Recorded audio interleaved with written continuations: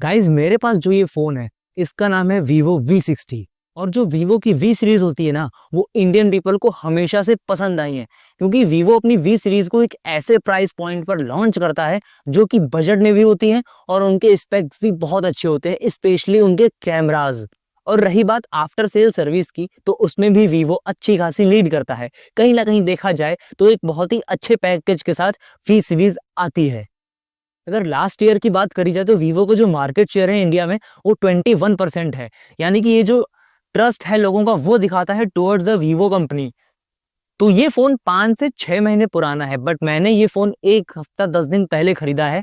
तो इस टाइम पर भी जो मेरा एक्सपीरियंस रहा है इस फोन को लेकर, कैसे मैंने यूज करा है, यूजर एक्सपीरियंस क्या है, वो सब मैं आपके साथ शेयर करूंगा। क्योंकि इस इतने टाइम में Vivo iQOO के जो भी फोन है वो ओवरऑल पूरा चेंज हो चुके हैं, क्योंकि अब वो पुराना फन टच वाला जो सॉफ्टवेयर था वो भी अब अपग्रेड होकर Origin OS का सॉफ्टवेयर आ गया है। तो देखा जाएगा क्या है चेंज इस फोन में, और क्या डाउनग्रेड्स हैं, क्या अपग्रेड्स हैं इनके पिछले जो V50 के मॉडल्स है उनके कंपैरिजन में, वो सब आपके साथ मैं शेयर करूंगा।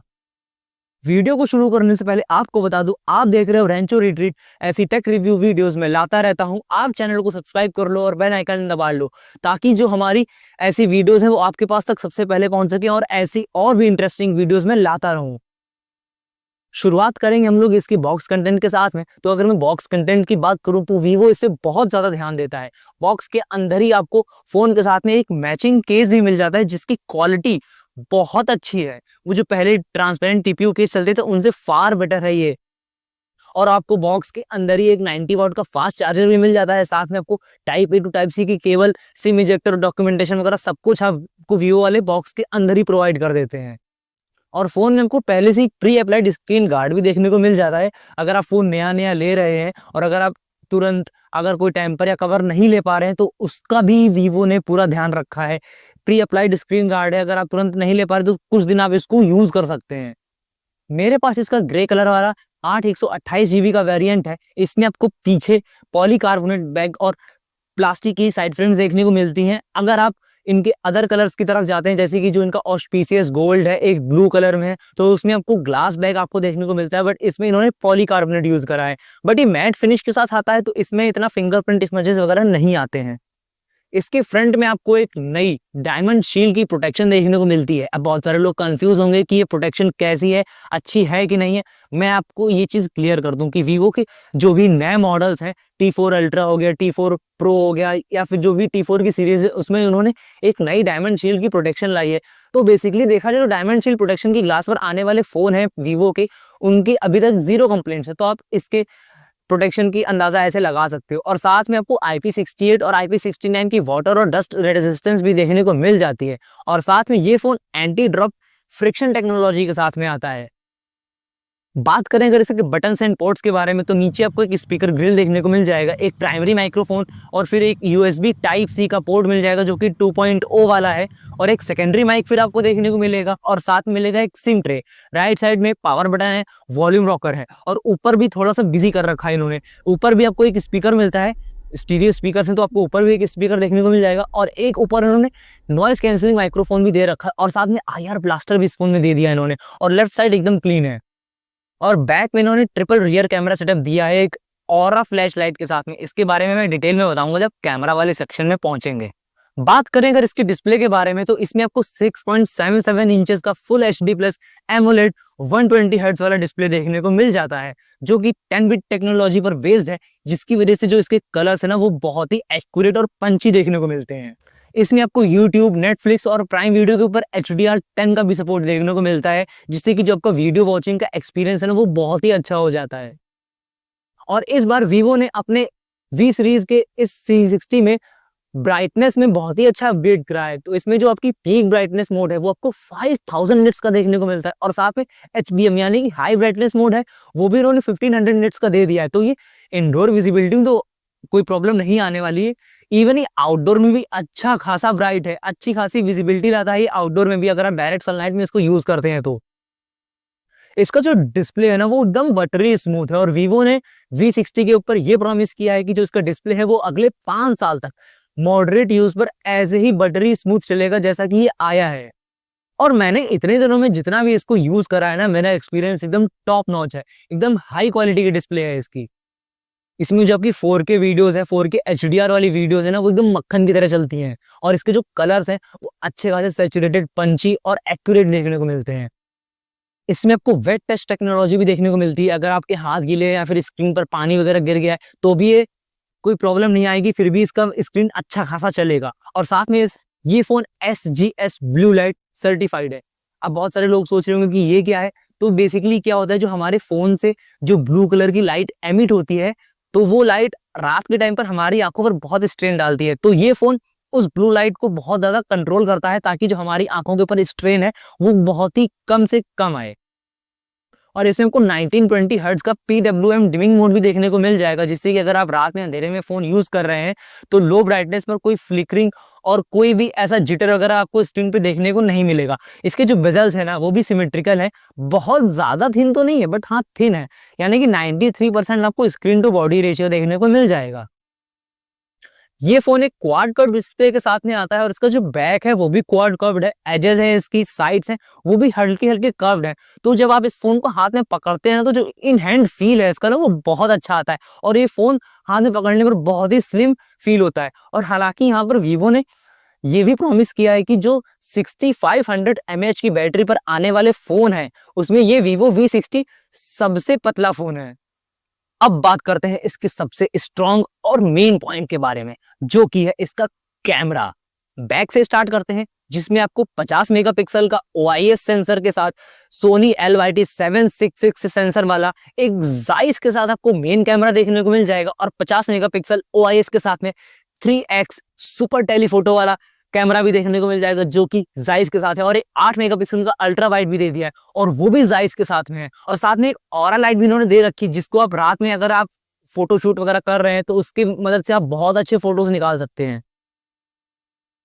और अगर इसके फ्रंट में बात करें तो यहाँ पर भी इन्होंने 50 मेगापिक्सल का OIS वाला जाइस ग्रुप सेल्फी फोटो दे दिया है। अब बहुत सारे लोग सोच रहे हो कि ग्रुप सेल्फी फोटो क्या होता है, तो मैं आपको बताऊं, जो नॉर्मल कैमरा होते हैं फोन के, चाहे 50 मेगापिक्सल का हो, 30 मेगापिक्सल का हो, 15 मेगापिक्सल का हो, जो नॉर्मल कैमरा होते हैं, अगर आप उससे सेल्फी ले रहे हैं, स्पेशली अगर आप ग्रुप सेल्फी ले रहे हैं, मल्टीपल लोग हैं, 3-4 लोग हैं, तो उसमें वो कैमरा क्या करते हैं, जैसे कि अगर आप सेल्फी ले रहे हैं तो उसमें कैमरा मेन पर्सन पर सिर्फ फोकस करता है। बट जो ग्रुप सेल्फी फोटो इन्होंने दिया है ना यहाँ पर, तो उसमें क्या होगा, अगर आप एक से ज्यादा लोग हैं, 3-4 लोग हैं, 8-10 लोग भी है ना, तो ये सबके फेस पर बराबर आपका फोकस करेगा और सबके फेस एकदम क्लियर आएंगे।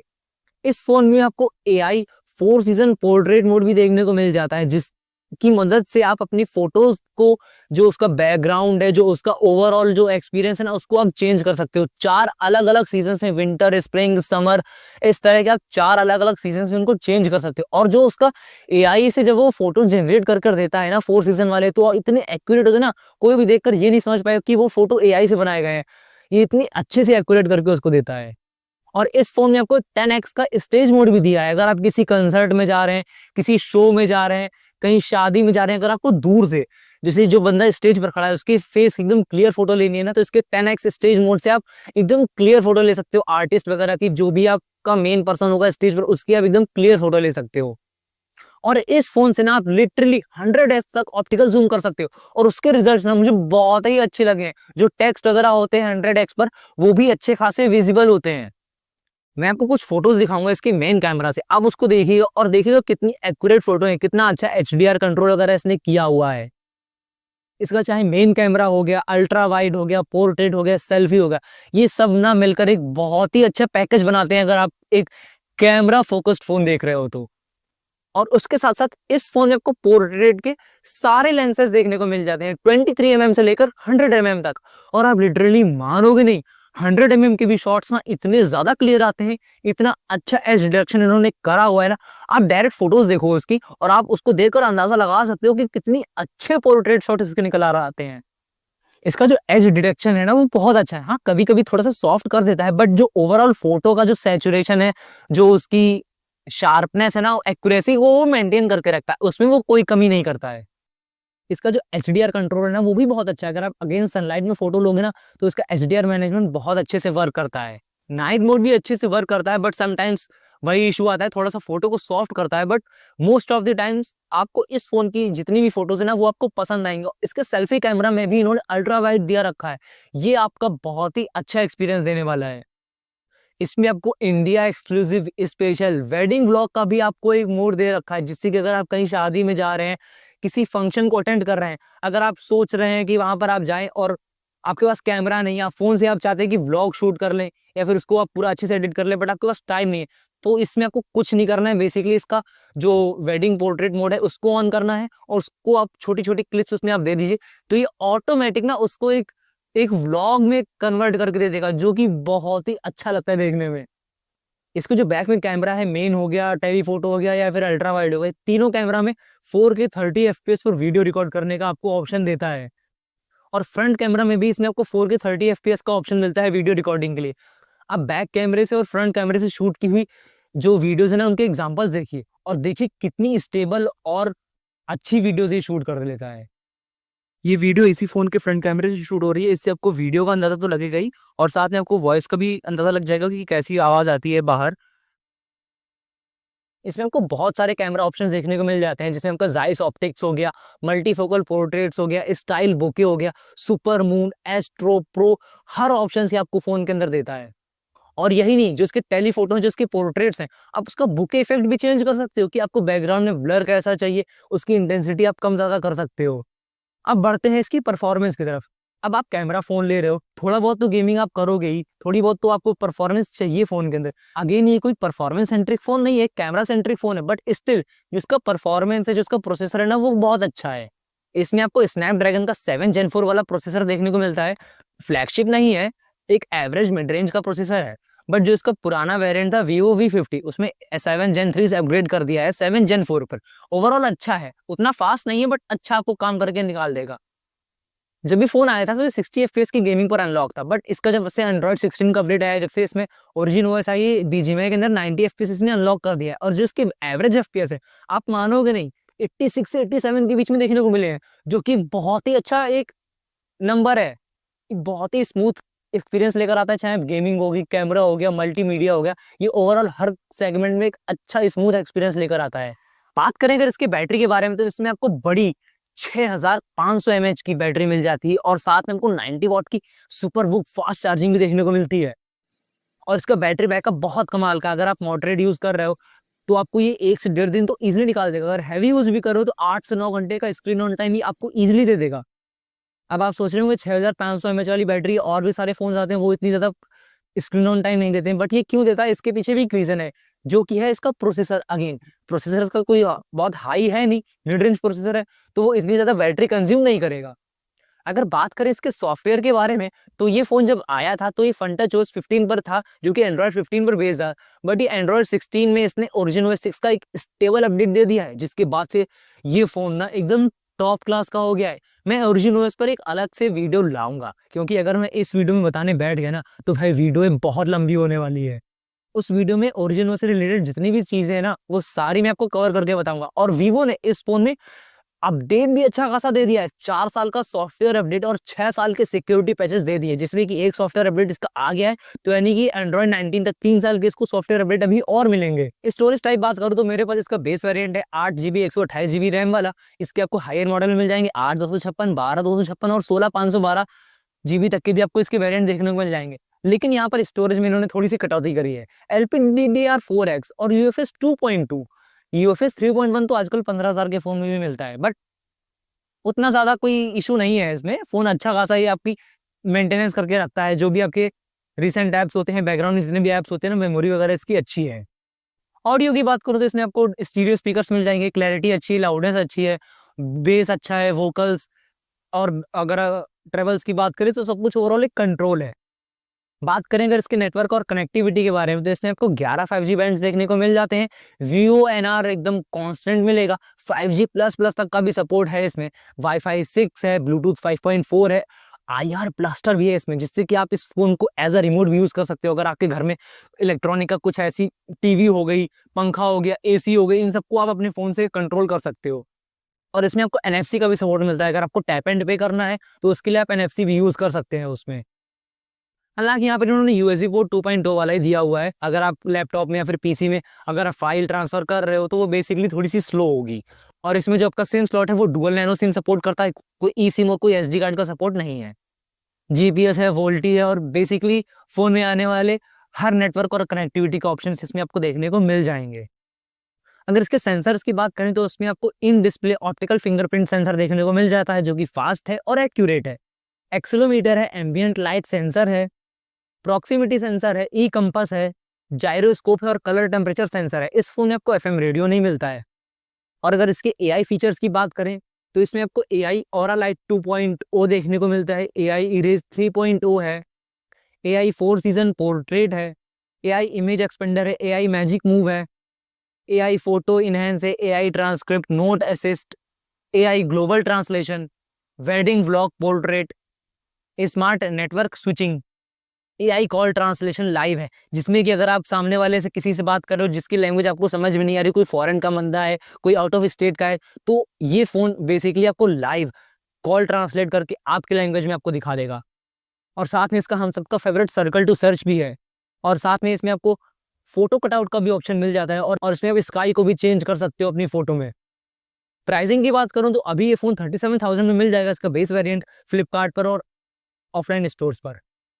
तो गाइज Vivo V60 एक पावर पैक्ड फोन है जो उन लोगों के लिए बनता है जो premium camera experience, decent performance और एक लॉन्ग बैटरी लाइफ को प्रायोरिटी देते हैं। और इस फोन का डिजाइन स्लीक और मॉडर्न है, कैमरा सेटअप अच्छे शॉट्स देता है, और ओवरऑल परफॉर्मेंस डेली यूज से लेकर गेमिंग तक सब कुछ एकदम स्मूथ है। अगर आपको एक्सीलेंट कैमरा क्वालिटी चाहिए, आपको अच्छे नाइट और अच्छे पोर्ट्रेट शॉट्स चाहिए, उसमें आपको बेटर रिजल्ट्स चाहिए, अगर आप अच्छी परफॉर्मेंस और स्मूथ एआई एक्सपीरियंस चाहते हो, अगर आप चाहते हो कि फोन की बैटरी पूरा दिन कंफर्टेबल यूज के साथ चले, तो Vivo V60 आपके लिए एक स्ट्रॉन्ग चॉइस है। लेकिन हाँ, अगर आपको प्योर फ्लैगशिप लेवल परफॉर्मेंस चाहिए, जैसे हाईएस्ट एंड गेमिंग हो गई, या फिर हैवी मल्टीटास्किंग हो गई, या फिर आपको वेरी हाई रिफ्रेश रेट और प्रीमियम बिल्ड चाहिए, तो इस रेंज में और भी ज्यादा बेटर ऑप्शंस आपको मिल जाएंगे। तो गाइज ये था Vivo V60 का एक फुल रिव्यू। आपको ये वीडियो कैसी लगी और फोन कैसा लगा कमेंट में जरूर बताइएगा। और ऐसे ही वीडियोस को अगर आप देखना चाहते हो तो चैनल को सब्सक्राइब कर लेना, बेल आइकन दबा लेना, वीडियो को लाइक कर देना। मिलते हैं नेक्स्ट वीडियो में, तब तक के लिए जय हिंद।